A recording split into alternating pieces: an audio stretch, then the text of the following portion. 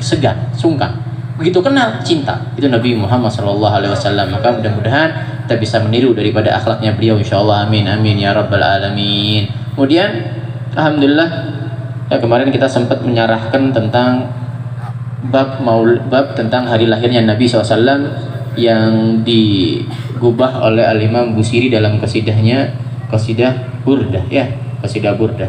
Kemarin sempat disinggung juga oleh penceramah sebelumnya ya, yang Abana Mairiduhu.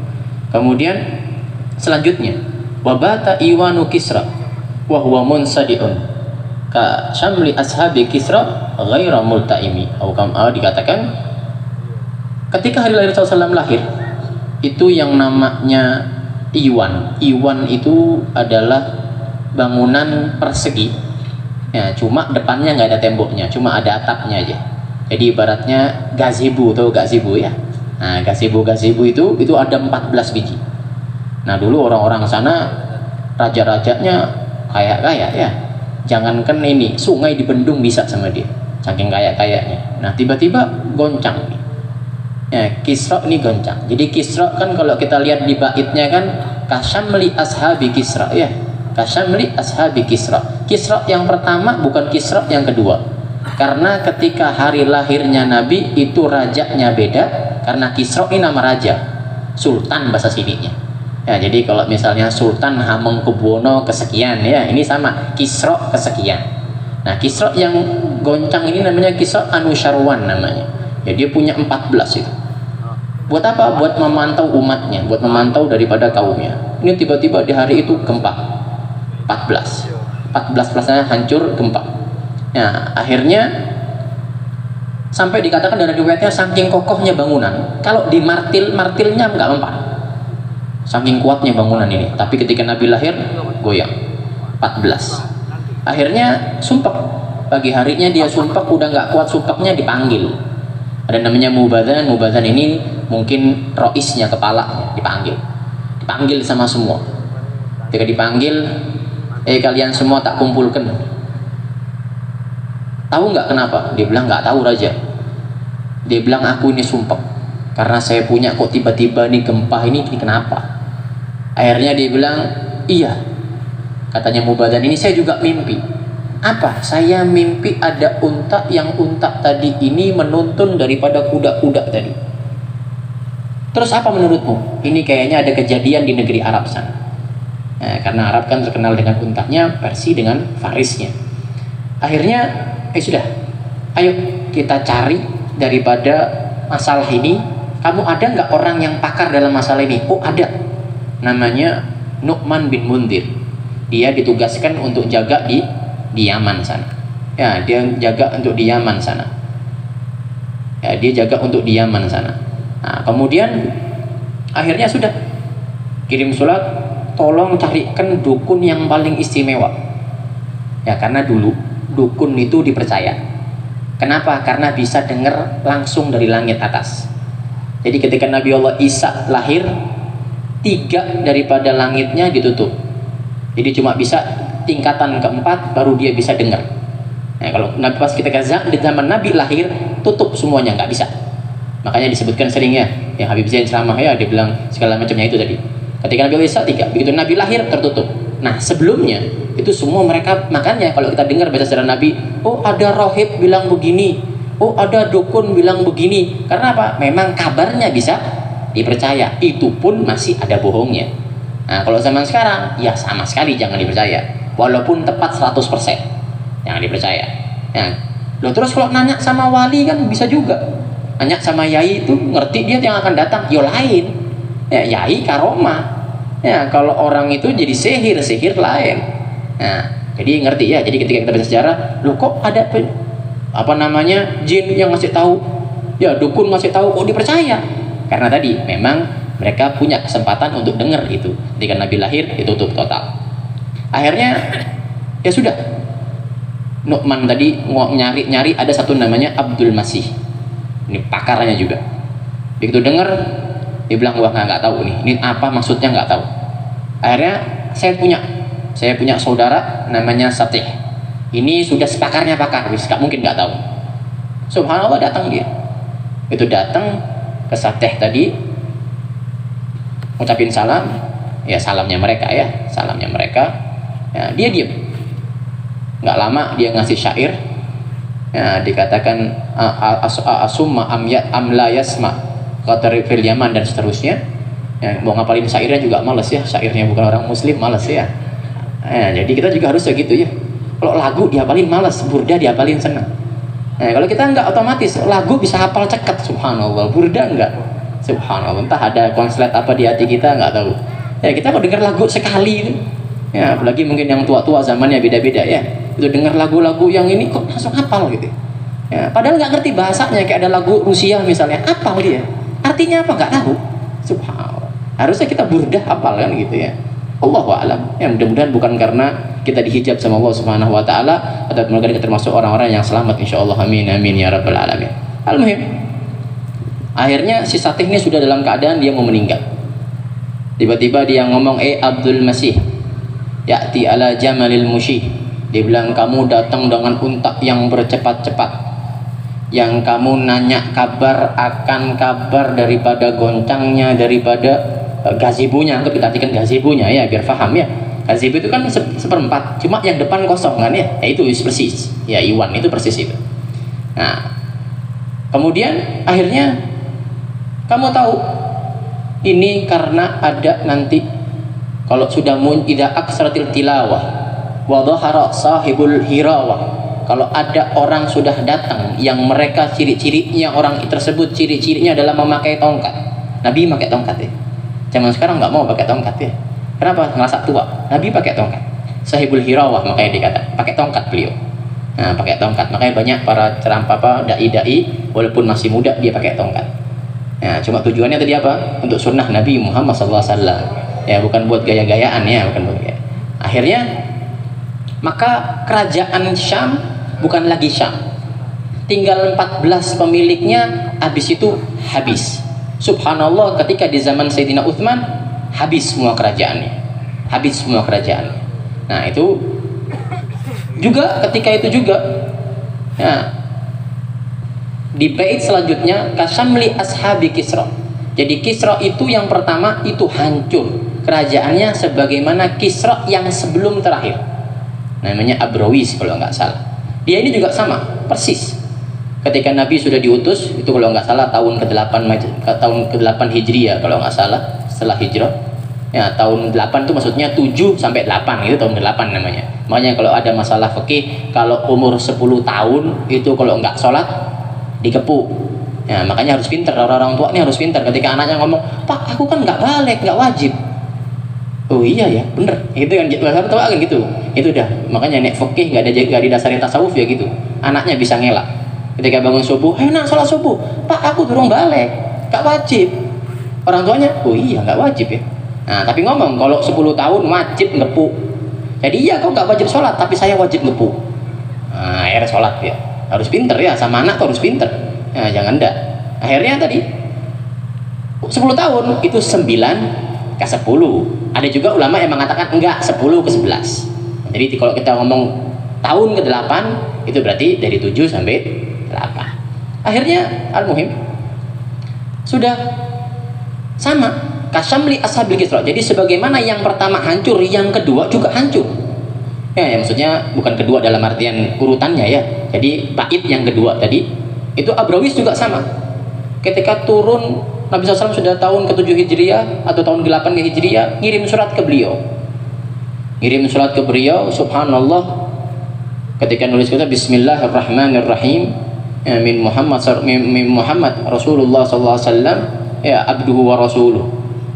Ketika itu datang surat langsung dirobek sama dia, ngenyek ya, langsung dirobek subhanallah. Ketika sudah dirobek, akhirnya nggak hanya itu, ngutus daripada utusannya suruh datang ke Nabi Muhammad dan bawa Nabi Muhammad ke dia, ngadep dia. Jauh Kisra sama Arab, jauh ya, Persia sana. Akhirnya al-muhim ketika itu datang utusan tadi ke Nabi Muhammad SAW. Dia bilang, kau nggak usah repot-repot ya, nanti kau punya raja, habis ini kau pulang ke daerahmu dia akan mati ya. Karena Nabi doa, sebagaimana dia merobek-robek suratku, maka Allah akan robek-robek kerajaannya. Subhanallah, akhirnya ketika sudah sampai, si utusan tadi ngomong, dia bilang, ini bukan orang biasa ini. Ini omongannya Nabi, karena orang dulu tadi. Ya, jadi kalau ada orang yang selain Islam, Yahudi dan Nasara, terus dia tidak yakin sama Islam, keliru besar. Karena apa? Salesnya Nabi ya dia. Orang Nasara sama orang Yahudi itu dulu salesnya Nabi Muhammad SAW. Dulu yang tahu, makanya orang Arab dulu nggak tahu, siapa Nabi nggak tahu. Siapa yang nyelesin? Orang-orang Yahudi, Madinah, orang-orang Nasara, Syam, itu yang nyelesin dia. Jadi itu makanya ya aneh, Allahu a'lam. Ya maka jadi mereka itu yang saya tahu. Nabi ya'ti min ba'di ismuhu Ahmad. Siapa yang bilang? Nabi Allah Isa dan seterusnya. Kemudian ketika pulang, subhanallah, raja yang sana meninggal. Siapa yang bunuh? Anaknya sendiri. Subhanallah. Dari kasam li ashabil kisra ghaira multaimi wan naru khabidatul anfas. Dan api ketika Nabi lahir yang 1000 tahun hidupnya, nggak hanya 1000 tahun, dijagain, begitu mau mati dijagain. Ya, min asafin, ketika udah Nabi lahir, wah udah, gak ada yang nyembah lagi, sudah mati dia. Ya, sama, ya juga sama, sebagaimana laut juga sadil aini min sadami. Jadi yang baharul sawah ini, ya udah habis airnya. Dan Nabi SAW lahir. Nah, itu jadi bagaimana kisah daripada Burda. Nanti kita akan lanjutkan wal jinnu tahtifu wal anwaru satiatun dan seterusnya, insyaallah di taklim yang akan datang. Kemudian sifatnya Nabi Muhammad SAW. Ya, kemarin kita sudah ada sabar ya. Yang sabar, yang pertama diminta, ya ditarik, minta duit, udah narik minta duit. Yang kedua, bagaimana Nabi SAW bercucuran air darah, darahnya keluar sampai dipegangin sama beliau. Ya, bahkan dalam satu riwayat ketika Nabi dikepuk itu, ya, yang kepuk itu bilang, ini loh makanan ini loh Nabi Muhammad SAW. Jadi dikepuk sambil, ini loh ambilin pukulan kue Nabi Muhammad SAW. Ya, akhirnya azabnya dia meninggalnya ditanduk sama hewan. Subhanallah. Akhirnya ada lagi sabarnya Nabi SAW. Ketika itu diriwayatkan oleh Sayyidina Abi Dawud sama Imam Nasai dalam riwayatnya. Ketika itu mereka kumpul para sahabat. Jadi kalau Nabi duduk, mereka ngobrol. Ya, sama Nabi belajar segala macam. Ya, begitu sudah Nabi pulang, Sayyidina Abu Hurairah ngasih hadis nanti. Karena Sayyidina Abi Hurairah ini nempel Nabi. Ya, karena dia memang sudah kerjaannya nempel Nabi, makanya dia paling banyak perawinya. Akhirnya ketika itu subhanallah Nabi masuk ke rumahnya, subhanallah keluar. Kami lagi di masjid. Dikeluar tadi datang lagi orang yang Badui tadi. Ya, sama. Nabi lewat, ditarik. Sampai dikatakan oleh sahabat, dibilang saya kelihatan bekas merahnya di leher Nabi Muhammad SAW. Habis narik ngomong apa? Wahai Nabi, saya punya unta 2. Isiin makanan sampai penuh. Ya apa? Narik, minta. Aku ini tidak minta daripada uangmu wahai Nabi. Ini uangnya Allah. Ini uangnya Allah. Ya apa? Hah? Subhanallah, ya sabarnya Nabi SAW. Jadi kalau yang tadi cuma minta, ya ini bawa unta. Jadi ibaratnya orang datang ke rumah kita bawa pickup isi nono, ya dari hartanya Allah Subhanahu Wa Taala. Akhirnya Nabi SAW dia bilang enggak, balas dulu merahnya. Saya kan luka nih, balas dulu. Dia bilang enggak ya Rasul, aku nggak mau balas. Ini orang Muslimnya. Cuma emang karena akhlaknya nggak ada. Dia bilang nggak balas, nggak mau, kok enak. Ya kau ya sudah, aku nggak mau balas. Ya, Nabi SAW, karena apa? Si orang Badui ini tahu bahwa Nabi itu orangnya pemaaf, nggak mungkin balas. Akhirnya sudah begitu, yuk dalam riwayat di kitab Subul Huda wa Rasyad itu Sayyidina Umar yang disuruh. Ya saya bayangin ketika nyuruh Sayyidina Umar, apa nggak gregetan Sayyidina Umar ngeliat orang ini kan gitu ya. Nah, kalau kita orang mungkin sudah gregetan ya. Sayyidina Umar ini dikit-dikit pedang masalahnya. Ada orang yang bantah Nabi, ini munafik ya Nabi, pedang langsung sudah otomatis. Nah, akhirnya ketika itu sudah, ya suruh isi. Yang satu isinya tamer, yang satu isinya gandum. Sak pickupnya zaman dulu, ya berarti apa? Unta. Ya sak pickupnya zaman dulu. Akhirnya sudah. Lah sahabat ini kan muncul semua. Ya akhirnya Nabi SAW sudah bubar dengan berkah dari Allah Subhanahu Wa Taala. Tuh lihat Nabi Muhammad SAW. Nah maka oleh karena itu yang kita bisa ambil pelajaran adalah tidak semua orang harus ketika berbuat salah dimarahi. Kadang ada seorang murid itu sama gurunya salah dikit dimarahin. Ini ketahuilah, gurunya cinta sama orang itu. Tapi kalau ada orang berbuat salah didiemin sama gurunya, disenyumin aja, gak apa-apa, gituin aja. Kenapa? Ini masih belum dekat seperti murid yang dimarahin tadi. Kadang seperti itu. Nah, maka kita lihat Nabi SAW, tahu dia, ini nek tak marahin, lepasin, hilang. Maka dibiarkan sama Nabi Muhammad SAW. Maka orang dakwah juga begitu, tidak setiap kesalahan harus langsung dimarahin. Ada yang marahnya cukup dengan isyarat, jangan pakai tangan tok, nurut. Ada yang cukup dibilangin dan seterusnya. Nah, begitulah dakwah. Zaman sekarang kan enggak. Kalau ada ulama yang halus, kehalusan. Ada yang keras, kekerasan. Toh intinya halus, keras, cuma intonasi bicaranya aja, sama gaya bicaranya. Satu bilang kalau enggak sholat jangan, nanti celaka di akhirat. Yang satu bilang jangan, kalau enggak sholat haram, neraka loh yo, neraka. Sama. Yang satu dengan bahasanya dengan bahasa. Jadi Islam itu semua sama, bagus, gak ada yang keras, gak ada yang lembut. Nah, terus yang bunuh-bunuhin bukan ajarannya Islam, yang bunuh-bunuhin itu. Nah, kan orang gampang yang nanya, oh ini Islam garis keras. Bukan Islam garis keras, gak ada. Islam semua bagus, gak ada yang keras. Nah, paham ya? Nah, jadi itu akhirnya Nabi Muhammad SAW. Maka kita harus lihat, apalagi tokoh daripada masyarakatnya. Dilihat, kalau ada warganya ini, ya udahlah. Nah, kalau oh dia tahu pinter, marahin. Kalau nggak tahu jangan, dan seterusnya. Ya, kemudian yang terakhir sunnah-sunnahnya Nabi Muhammad SAW. Yang nggak tahu, yang sekarang sudah ada yang beli, yang belum pakai siwak terus pakai siwak, ada apa enggak tahu. Ya, taruh siwaknya. Dulu kok saya belajar di zaman Habib Salim, nunjuk tangan. Yang nggak pakai siwak siapa? Tunjuk tangan. Berdiri depan orang-orang ini banyak, gitu. Berdiri gitu. Ya, mau ngamuk ya nggak bisa, malu ya pasti. Akhirnya besok bawa siwak, gitu ya. Akhirnya sunnah-sunnah lagi yang kedua adalah sunnah mungkin orang banyak yang nggak tahu. Bahkan kalau pakai ngerasa asing. Apa? Pakai kopiah ketika masuk kamar mandi. Sunnah itu. Ya, disunnahkan untuk tidak membuka kopiah ketika di kamar mandi. Kopiahnya bebas. Ya, makanya dulu saya punya guru itu di imamahnya kopiah, di dalamnya ada lagi kopiah kayak gini. Jadi masuk kamar mandi pakai kopiah dia. Yang kedua pakai sendal. Zaman sekarang enggak, cudengnya bersih, cok khawatir. Sunnah itu. Oh, lihat ya. Orang lu kok iya pakai kopiah? Ya dulu sama, saya dulu belum mondok juga ngerti. Kok masuk kamar mandi pakai kopiah? Kamu sholat lah. Ternyata sunnah. Nah, jadi sunnah kalau kamar mandi pakai kopiah sama pakai. Nah, maka orang dulu ada namanya kelompen. Ya, pakai kelompen. Ya, sunnah, sediakan. Nah, kalau takut becek misalnya, ya sediakan aja di depan kamar mandi, keluar lepas jalan biasa. Nah, itu sunnah. Maka itu sunnah yang mau mati tadi dihidupkan, karena mudah-mudahan orang yang menghidupkan sunnahnya Nabi insya Allah meninggal dalam keadaan mati syahid. Amin amin ya rabbal alamin. Jadi intinya insya Allah taklimnya akan datang, kita kalau misalnya Al-Faqir yang ngisi, maka kita akan bahas bagaimana jin pada berteriakan di lahirnya Nabi Muhammad SAW.